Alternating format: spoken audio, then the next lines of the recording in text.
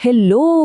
ચાલો આજે અંગ્રેજી ગ્રામરનો એક એવો ટોપિક શીખીએ જે ખરેખર અસ્ખલિત અંગ્રેજી બોલવા અને લખવા માટેની એક ગુપ્ત ચાવી જેવો છે. આજે આપણે મોડલ વર્બ્સની દુનિયાને એકદમ સરળ રીતે સમજીશું. ક્યારે એવું બન્યું છે કે અંગ્રેજી પરીક્ષામાં બધું આવડતું હોવા છતાં નાની નાની ભૂલોને કારણે માર્ક્સ કપાઈ ગયા હોય? જેમ કે કેનની જગ્યાએ મેં લખાઈ ગયું હોય. આ ભૂલો માત્ર પરીક્ષામાં જ નહીં પણ આપણી રોજિંદી વાતચીતમાં પણ મોટી ગેરસમજ ઊભી કરી શકે છે. તો આ બધી ગૂંચવણનો ઉકેલ ક્યાં છે? એ છે મોડલ વર્બ્સમાં. આ એવા ખાસ હેલ્પિંગ વર્બ્સ છે જે મેઇન વર્બ સાથે જોડાઈને વાક્યનો આખો ભાવ બદલી નાખે છે. અને સૌથી સારી વાત શું છે ખબર છે? તે ટેન્સ પ્રમાણે બદલાતા નથી. એટલે કે એને યાદ રાખવા બહુ જ સહેલા છે. તો સવાલ એ છે કે આ મોડલ વર્બ્સ આખરે કરે છે શું? વેલ, ઘણું બધું. તે તમારી ક્ષમતા બતાવવાથી લઈને કોઈને પરવાનગી આપવા, કોઈ વાતની શક્યતા બતાવવા, ફરજ યાદ કરાવવા, કોઈને સલાહ આપવા અને વિનમ્રતાથી વિનંતી કરવા, આ બધામાં કામ લાગે છે. ચાલો, આ બધાને એક પછી એક સમજીએ. સારું, તો ચાલો શરૂઆત કરીએ આપણા પહેલા વિભાગથી અને મોડલ વર્બ્સના સૌથી સામાન્ય અને સૌથી મહત્વના ઉપયોગોને સમજીએ. જુઓ, કેન અને કુડ વચ્ચેનો જે મેઇન ફરક છે ને એને સમજીએ. જ્યારે અત્યારની એટલે કે વર્તમાનની ક્ષમતા બતાવી હોય ત્યારે કેન વપરાય, જેમ કે આઈ કેન સ્પીક ઇંગ્લિશ. પણ જ્યારે ભૂતકાળની કોઈ સામાન્ય ક્ષમતાની વાત કરવી હોય ત્યારે કુડ વપરાય છે, જેમ કે જ્યારે હું નાનો હતો ત્યારે હું ઝડપથી દોડી શકતો હતો. I could run fast as a child. પણ અહીંયા એક નાનો ટ્વિસ્ટ છે જે યાદ રાખવો બહુ જ જરૂરી છે.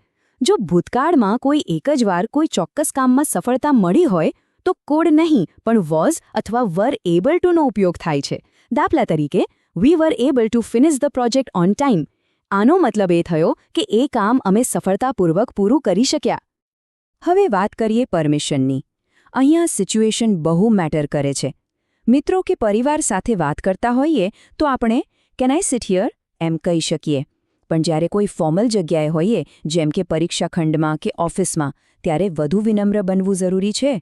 ત્યાં મે આઈ કમ ઇન અથવા food I ask a question બોલવું વધુ યોગ્ય ગણાય. ચાલો હવે આગળ વધીએ આપણા બીજા વિભાગ તરફ. અહીંયા આપણે એવા મોડલ્સની વાત કરીશું જેમાં લોકોને સૌથી વધુ કન્ફ્યુઝન થાય છે: શક્યતા અને ફરજ. શક્યતાના પણ લેવલ્સ હોય છે, ખરું ને? જ્યારે કોઈ વાતની લગભગ 100% ખાતરી હોય ત્યારે મસ્ટ વાપરો. જો શક્યતા થોડી ઓછી હોય, 50-50 જેવી, તો મે, માઇટ કે કુડ ચાલે.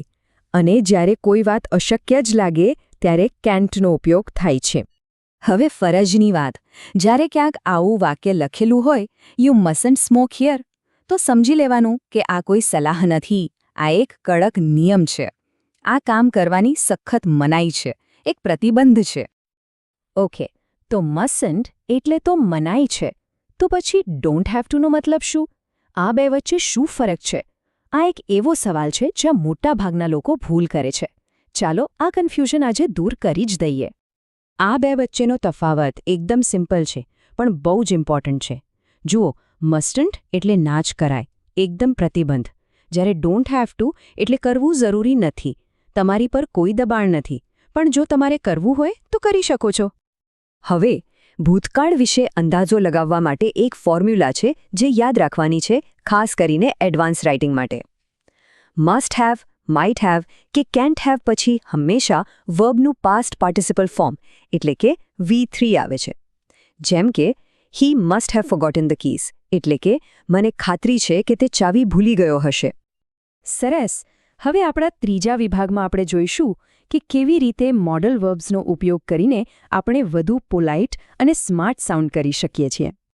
માની લો કે કોઈને સલાહ આપવી છે. હવે સલાહ પણ બે પ્રકારની હોય છે, એક સામાન્ય અને એક એકદમ સ્ટ્રોંગ. સામાન્ય સલાહ માટે શુડનો ઉપયોગ થાય છે, જેમ કે યુ શુડ પ્રેક્ટિસ ડેલી. પણ જ્યારે કોઈ ગંભીર કે જરૂરી સલાહ આપવી હોય ત્યારે મસ્ટ વપરાય. દાખલા તરીકે, you must C a doctor. Polite વાતચીત માટે આ 4 ટૂલ્સ હંમેશા હાથવગા રાખજો. કોઈની પાસે કંઈક કામ કરાવવું હોય એટલે કે રિક્વેસ્ટ કરવી હોય તો કુડ યુ અથવા વુડ યુનો ઉપયોગ કરો. અને જો સામેથી કોઈને મદદ ઓફર કરવી હોય તો કેન આઈ અથવા શેલ આઈ વાપરી શકાય. આનાથી વાતચીત વધુ પ્રોફેશનલ લાગે છે.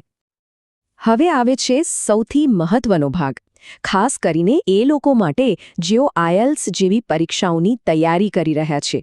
ચાલો જોઈએ કે લેખન વિભાગમાં સારા સ્કોર માટે મોડલ્સનો ઉપયોગ કેવી રીતે જાદુ કરી શકે છે. જુઓ આ વાક્ય, પ્લાસ્ટિક પરનો પ્રતિબંધ પ્રદૂષણને રોકી દેશે. આ વાંચીને કેવું લાગે છે? જાણે કે આ એક 100% ગેરંટી છે, બરાબર ને? એકેડેમિક રાઇટિંગમાં આવા એકદમ ખાતરીપૂર્વકના દાવાઓ ટાળવા જોઈએ. હવે એ જ વાક્યને આ રીતે જુઓ, પ્લાસ્ટિક પરનો પ્રતિબંધ પ્રદૂષણ ઘટાડી શકે છે. જોયું? અહીંયા આપણે મેં વાપર્યું. આનાથી આ દાવો વધુ સંતુલિત, તાર્કિક અને વાસ્તવિક લાગે છે અને પરીક્ષક પર તેને ઘણી સારી છાપ પડે છે. તો આનો મતલબ શું થયો? મતલબ એ જ કે મોડલ વર્બ્સ વાપરવાથી તમારું લખાણ વધુ સમજદાર, વધુ એકેડેમિક અને વધુ સંતુલિત લાગે છે. તમે તમારા વિચારને મક્કમતાથી પણ નમ્રતાપૂર્વક રજૂ કરી શકો છો. અને હા, એક પ્રો ટીપ, જો લખાણમાં વિવિધતા લાવવી હોય તો ક્યારેક મોડલ્સની જગ્યાએ ઇટ ઇઝ પોસિબલ ધેટ અથવા ઇટ ઇઝ લાઇકલી ધેટ જેવા ફ્રેઝીસ પણ વાપરી શકાય છે. આનાથી અંગ્રેજી વધુ એડવાન્સ્ડ લેવલનું લાગે છે. ચાલો, તો હવે આપણે જે કંઈ પણ શીખ્યા તેનું ફટાફટ એક નાનકડું રીકેપ કરી લઈએ, જેથી બધું બરાબર યાદ રહી જાય. આ 4 વાતો બસ મગજમાં ફિટ કરી લો. પહેલું, મોડલ્સ ક્ષમતા, શક્યતા, પરવાનગી અને જરૂરિયાત બતાવે છે. બીજું, તેમની સાથે હંમેશા વર્બનું મૂળ સ્વરૂપ જ આવે. ત્રીજું, મસ્ટન્ટ એટલે મનાઈ છે અને ડોન્ટ હેવ ટુ એટલે જરૂરી નથી. અને ચોથું, ફોર્મલ રાઇટિંગમાં તે તમારા લખાણને વધુ પ્રભાવશાળી બનાવે છે. તો હવે સવાલ એ છે કે આજે વાતચીતમાં આમાંથી કયો મોડલ વર્બ વાપરવામાં આવશે? જરૂર વિચારજો અને ઉપયોગ કરજો. કારણ કે યાદ રાખજો, શીખવું એ પહેલું પગથિયું છે, પણ તેનો ઉપયોગ કરવો એ જ અસલી સફળતા છે.